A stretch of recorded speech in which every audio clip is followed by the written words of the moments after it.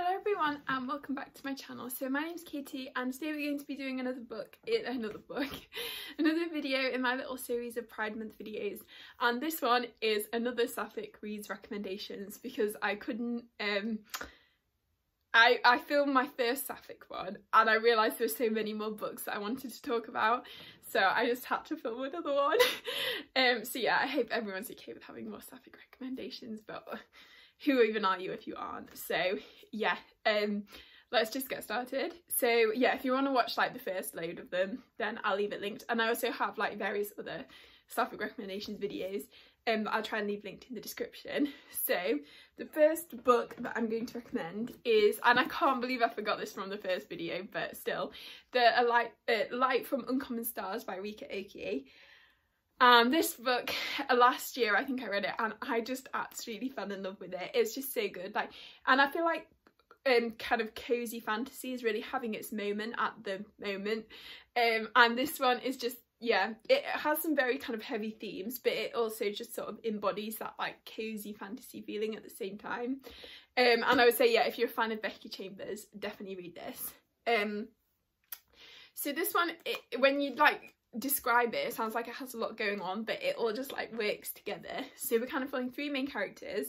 So the first one is Katrina, and she is a trans girl and she has like run away from, or she's been kicked out of home, and she really wants to be like a professional violinist, and she's really good at the violin, but she's never really had the opportunity to like become kind of one of the elite, because obviously you need to have quite a lot of privilege to even get to that position.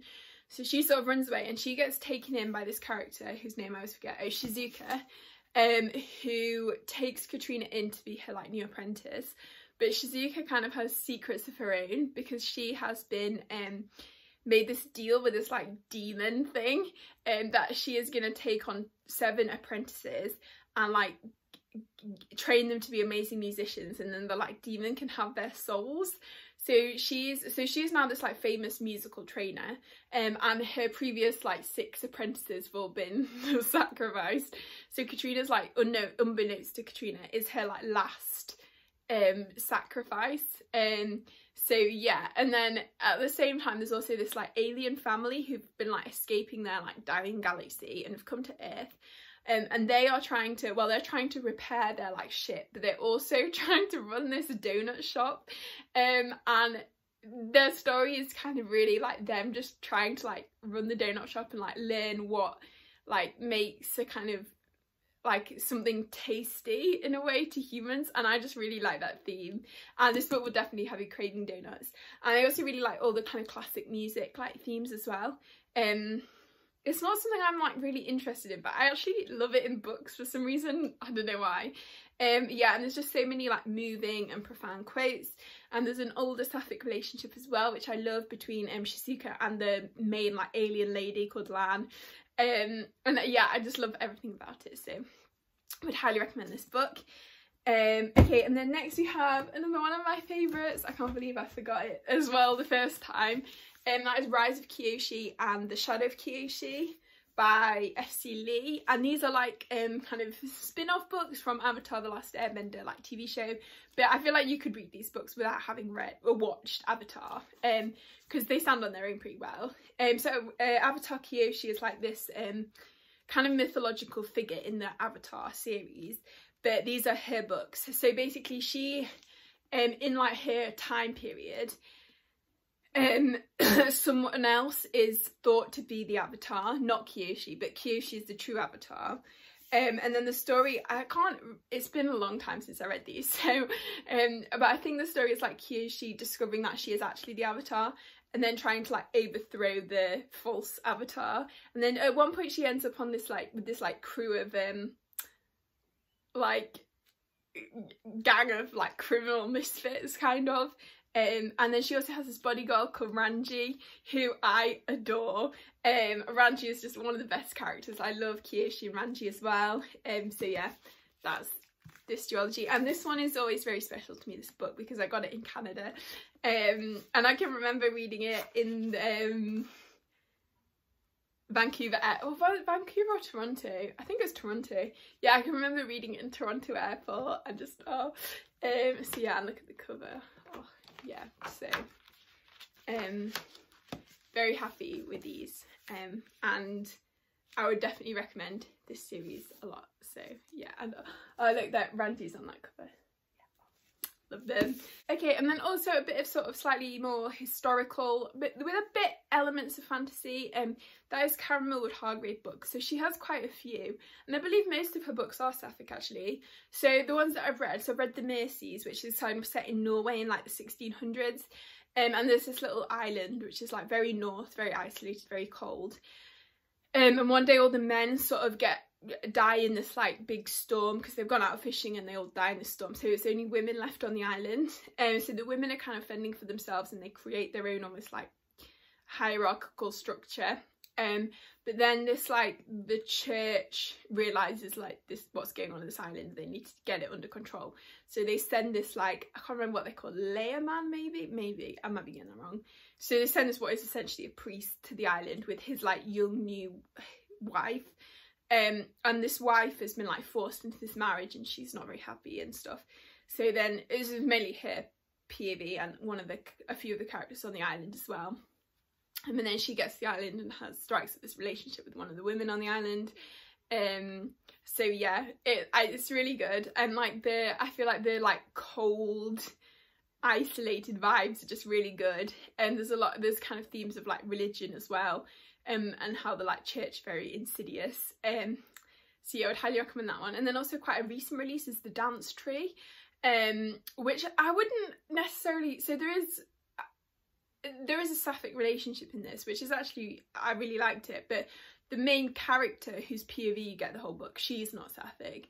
It's like her best friend and her sister-in-law, and she's sort of discovering that their connection is like more than it seems. And she is also, so the main character Lisbeth, she's lost a lot of pregnancies, and she is finally like, she's quite heavily pregnant when the book takes place. I can't remember exactly, she's probably about 8 months pregnant. And it's basically this like really hot summer. I think it's set in Strasbourg, which I think is in Germany. You wouldn't know I had a geography A level. And so yes, and it's really hot summer, and there's this weird like plague in the town or the city where people just start dancing and like they don't stop. And then yeah, Lisbeth's like family, so her sister-in-law has just come back from like spending 7 years in this like monastery for some crime that Lisbeth doesn't really know about, but it's kind of discovering as the book goes on. And it's really just kind of Lisbeth's like self-discovery journey. And also there's this kind of there's this like evil character. So Lisbeth's best friend, I think, is called Ada, and Ada's husband is like quite an evil character, and is very like churchy as well. So that's sort of what that one's about. And then also I think The Deathless Girls, which I haven't read, I have it down here, which I think is like a Dracula's Brides retelling, and I think this one's sapphic as well, so I definitely need to read this one soon. I think this one's YA, the other two are both adult, but yeah, so would definitely recommend her books if you're looking for more sapphic literature. Okay, and then we have a historical romance which I read very recently. I only finished it this morning, and that is Infamous by Lex Croucher, and I really enjoyed this one so much. It's really kind of fun. I feel like a lot of the like historical romancy type books I read are just a lot of fun. But basically following this character called Eddie, who is like a writer, and she really wants to be like a famous writer or whatever. And she has her best friend like since childhood called Rose, and Rose and Eddie are like really close, but Eddie can be quite oblivious at times. So yeah, the like opening scene is them like practicing kissing. It's just so funny. So then but then there's this character called Nash, who's like this famous poet who like they meet, and then Nash like Eddie's like very like starstruck by him, and like, but he, as a reader, you get a very sleazy vibe of him, but like in Eddie's eyes she's just very like starry-eyed. And Nash like invites Eddie to go to this like manor house, country house, like for basically a writing retreat. And then Eddie goes along with like Rose and a few other characters as well. Secrets are like uncovered at this house and stuff. And Eddie and Rose obviously have some revelations, but I really love the relationship between Eddie and Rose. I just love that like friends to lovers dynamic, especially friends to lovers where one is like completely oblivious but obviously in love, and then the other one's like in love and exasperated by the other one. I don't know, I just love it. So yeah, I would definitely really recommend that one. Okay, and then we also have The Space Between Worlds by Micaiah Johnson. I can see it up there and I know I should just get it down, but I can't be bothered. And this one is really good actually. I feel like it's been a while since I read it, so I forgot like how much I loved it, but I remember being shocked at how much I enjoyed it. So it's basically following this character, I think she's called Kara, and it's the world is like set up where there's like loads of alternate like realities or like parallel worlds type thing, and you can only travel to another world if you're dead in that other world. So like the version of yourself in that world is dead, and Kara's like dead in loads of the worlds. I think she's only alive in about 8 of them. So she's basically very highly prized by the government because she can travel to so many of these parallel worlds. So she's like working as a government agent, and like her sort of like handler type thing, I think she's called Dell, I might be remembering wrong, and they have this like really like antagonistic like bantery relationship, but it's so good. But anyway, so, and then I can't remember really what plot happens. I don't know if there's this like, I remember there being like a crime lord, and I don't know if Kara sort of gets herself involved in this like interworld conspiracy. And like the government agency, or I don't know if it's even a government agency, it might be like a private corporation that does the travel between the realms, is like up to some sinister plot, and she sort of discovers that. But yeah, it's really good. I would definitely recommend, especially if you like sort of sci-fi. And I think even if you don't like sci-fi, it's not like super heavy sci-fi, I would say. And yeah, the relationship is just great, so would recommend that one. Okay, and then the next series, well, duology, is Malice Misreal by Heather Walter. So this is like a Sapphic Sleeping Beauty retelling, and this one is really fun and really like dark and like juicy, and like it's almost, I would say it's a bit like grim fairy tale-y in a way, because it's definitely darker than I was expecting. But we're following this character called Alice, who is basically like a Maleficent type character, so she's the villain, and she is what's known as a dark grace. So in the world you have these people called the Graces who like have these powers, and most of them are like very sort of like pretty powers, so they like can like affect people's beauty or like affect people's like wisdom, or anyway, but she is like this dark grace, so she like makes curses for people and stuff, and she's quite badly treated and like ostracized by the Empire. But she meets the princess Aurora, and then Alice and Aurora sort of strike up this like friendship, because Aurora is basically cursed as well to have to kiss her true love by her like 21st birthday or she'll die. And I think she sort of tries to recruit Alice to try and help her break the curse, so she doesn't have to be like beholden to one of these men.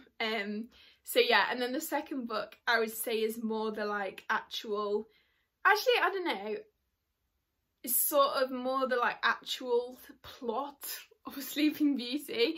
I feel like Malice is almost an origin story of Maleficent, and then Misreal is sort of the like Sleeping Beauty type plot. But it's really good. There was only 1 or 2 things that slightly annoyed me in Misreal, but overall I would say it's still a really great series and I would highly recommend. So that's that one. Okay, and then the final book I'm going to talk about is a bit of YA, and that is I Kissed Shara Wheeler by Casey McQuiston. And this book actually shocked me with how much I loved it, because I'm not really a huge person for like YA contemporary. I think the only way you would get me to read a YA contemporary is if it's sapphic.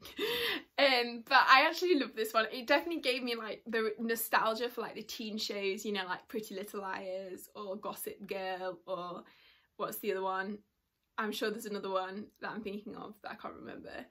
But anyway, so it's basically this, the main character is called Chloe, and she like gets kissed by this really popular girl at school called Shara, and then Shara sort of goes missing.